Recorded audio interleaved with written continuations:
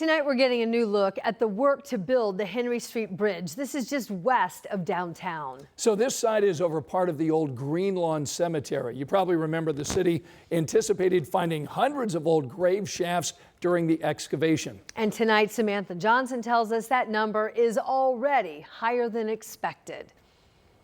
Along the banks of the White River, new development to connect the near west side to downtown Indianapolis. And on the land just east of the river, the old Green Lawn Cemetery, historic back in 1821. This was the only cemetery in Indianapolis. If you were in the city and you were buried in the city, this is where you were. Leon Bates is an urban historian who knows all things Indy. He says the city's guess of uncovering 650 grave shafts in this 1.5-acre site was way too low. I will not be surprised if they find more. I'll be more surprised if they do not. On Tuesday, Indy DPW announced archaeologists identified a total of 674 grave shafts.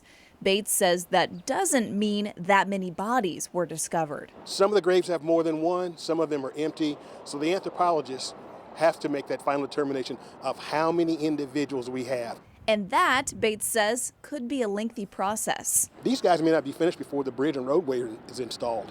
It could be a year before they finally get to that point because it all takes time. The bridge is expected to be done sometime next year. It'll extend over the White River between Washington and Oliver Streets, all in an effort to bring life to the near west side, a quiet place that still holds so much history. Redevelopment is going to be governed by what we do with the remains that we know are there. In Indianapolis, Samantha Johnson, 13 News. Bates says all the remains will be reinterred once officials know how many people are discovered. Indy DPW says it's planning now a public meeting in July to give an update on the project.